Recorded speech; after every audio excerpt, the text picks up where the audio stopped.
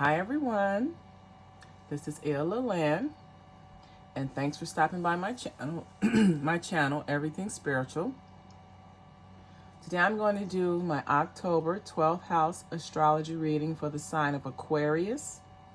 Aquarius dates are January 21st through February 18th, and Aquarius is ruled by Saturn. I'm going to be using the Angel Wisdom's Tarot deck. I'm using a one card reading, or I'm using a one deck reading in hopes of keeping the video between 10 and 15 minutes. And also, if you like to book a reading, you can go to www.illalandeverythingspiritual.com. If you have a question about a reading, you can email me at info@illalandeverythingspiritual.com. So let's see what's going on with Aquarius for the month of October.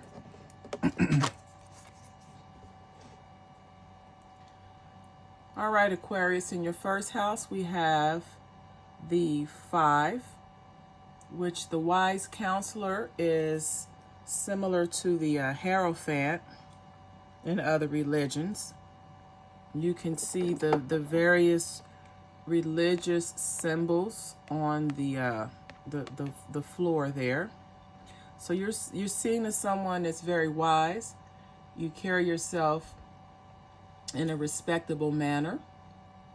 You are identified as someone who could be considered a counselor or a spiritual advisor in your community, or someone who can speak on spiritual matters.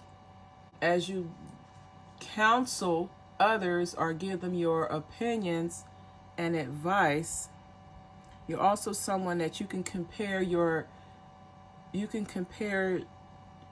methods with new ideas or with other people.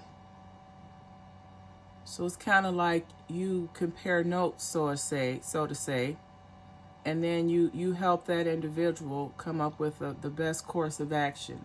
But you're seen as someone that provides guidance and insight. In your second house, we have the King of Pentacles, or the King of Earth. So as far as your earning abilities, you're someone that's very financially successful. You're very accomplished. You have financial security. You have prosperity. You like material things. You're able to get material things. So you're very financially stable. Your third house is the house of communication. This is how you communicate, and also how you how you connect in your immediate environment. And you're very passionate, confident, you have charisma, and you're a go-getter. You're restless when it comes to going after that what has your interest or your passion. So the way you connect to your immediate community and your even your friends or siblings is you're a motivator. If someone comes to you with a situation, or if they have a desire or a goal that they're trying to accomplish, you're the first person to help them. You're the first person to encourage them and to light that passionate energy that person has. And you're also someone that you're very intuitive, so you trust your instincts, and other people trust your instincts, and you're very focused.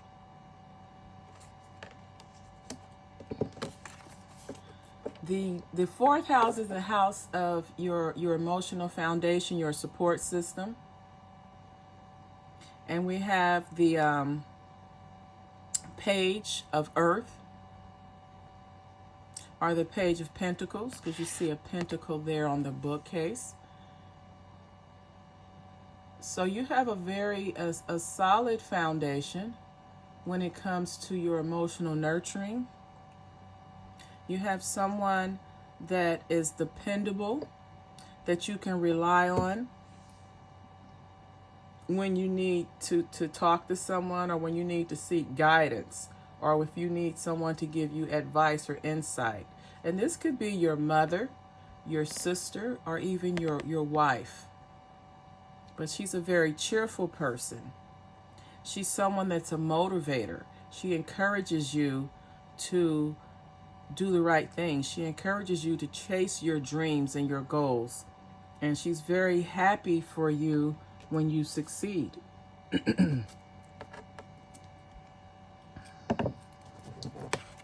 In your fifth house, this is the house of your creativity, your self-expression, and and also the house of romances, love affairs, short term.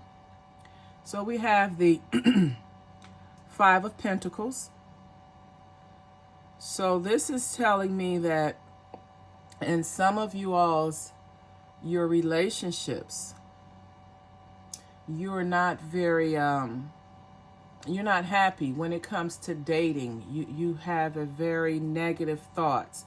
You don't believe that you're lovable. You don't believe that there's someone out there for you. And this could also be due to the fact that you may feel that you don't have enough money.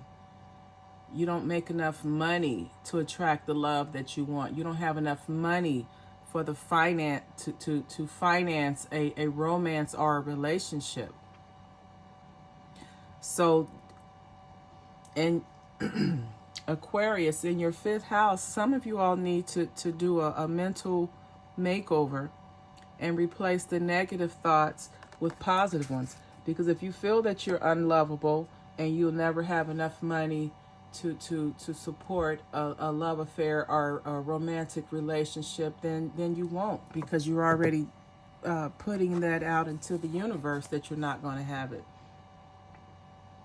In your sixth house, this is the house of work, health, and service. And this is where you have your passion. This is where you know, sometimes we work because that pays the bills, but it's not necessarily our passion. In your sixth house, when you provide service, that service is your passion. And it could be in the community, it could be in your church, or some other organization that you provide service to.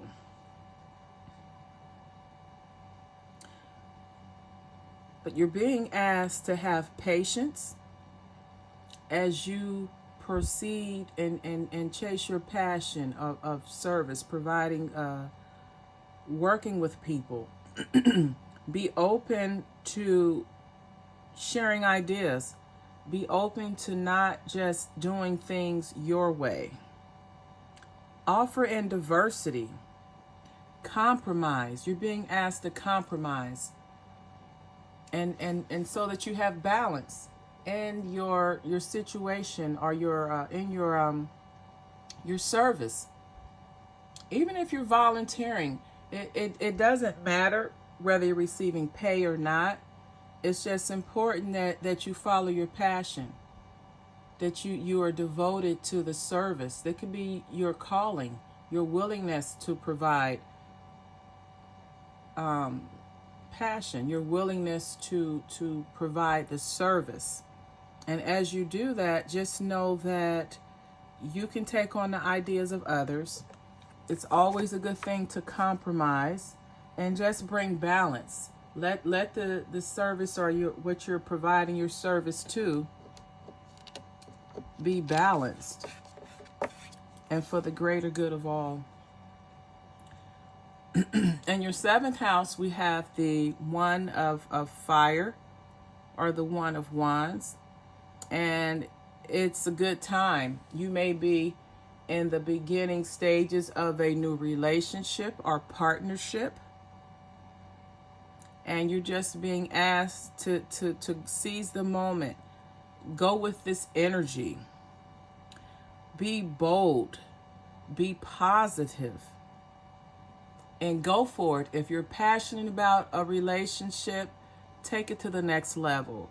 If you're passionate about an ideal, a business ideal or opportunity, find someone that shares your passion and take it to the next level. The 8th house is a house of your shared assets, and where you have your transformation, regeneration, or transformation. And your 8th house is where you have things that happen in your life that change you for the better. Or you could have a love affair or a relationship with someone that you love them so much that you're willing to change everything you have in support of the relationship. So this is a card of action. This is the 3 of fire, or the 3 of wands. And this is all about planning. So this is someone that's basically planning for their future.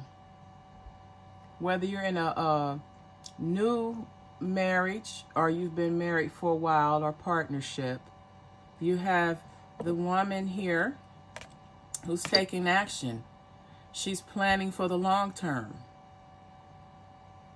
She knows that how to gain abundance or assets or an inheritance from her past actions. So this is someone that is a planner, that can see an opportunity and take advantage of it and make it work to her benefit. And so in your 8th house, you have someone that's going to take care of everything. You're involved with someone that's a self-starter, that's someone that can make things happen.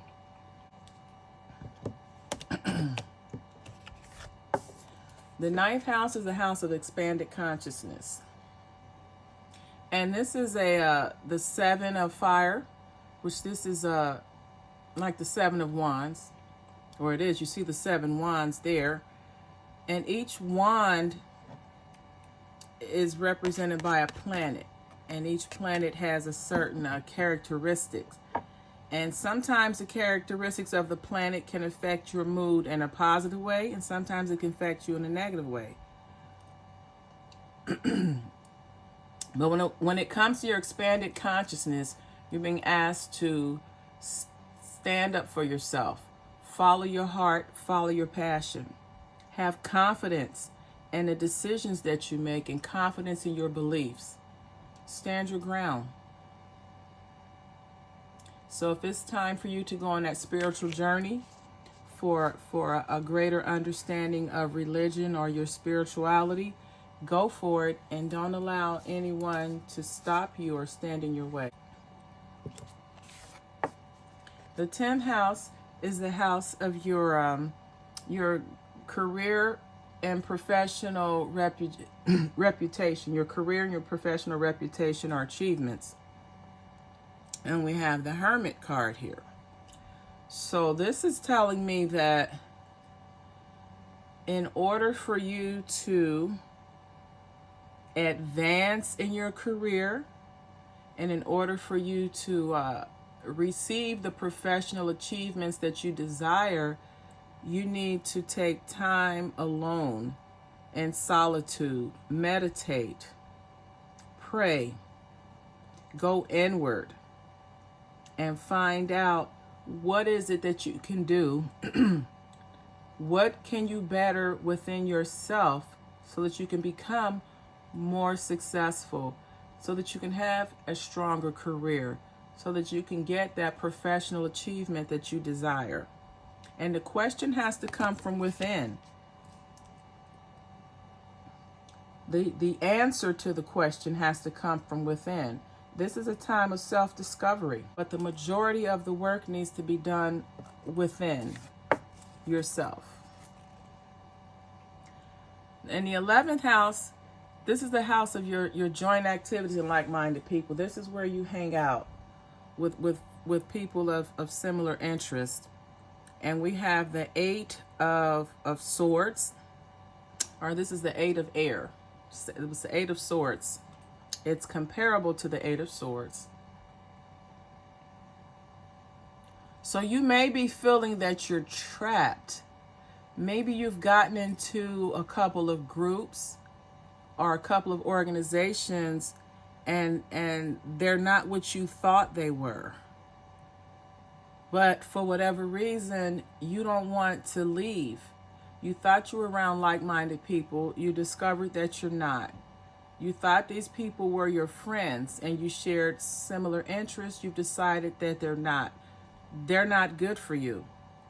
And this card is telling you that you're not trapped. You feel that you're trapped and you can't leave. Don't worry about what people think about you. Don't worry about what they may say. Because right now you're lacking self-confidence.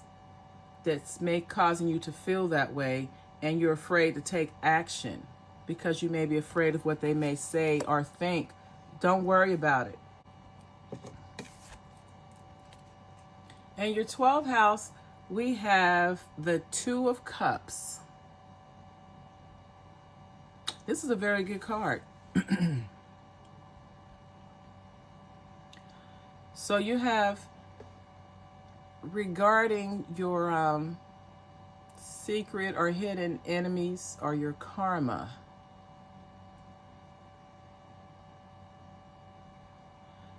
you have a love there. You may be with your soulmate. You may be getting back into a relationship with someone that you once were in a relationship with. So that's what this card is about. This card is about forgiveness. It's about reconciliation. And it's about not giving up on the person that you love. And that's karmic. That's very karmic. So in your 12th house, you're being asked to, whatever your soulmate, whoever your soulmate is, get reacquainted with them. This is a time of rekindling, of reuniting with your soulmate. And that may be your karma. Aquarius, this has been your October 12th house astrology reading. If this video resonated with you or someone you know, please like, comment, share, and subscribe. If you'd like to receive guidance on a daily basis, you can follow me on Instagram at Everything Spiritual. Have a wonderful day, and as always, namaste.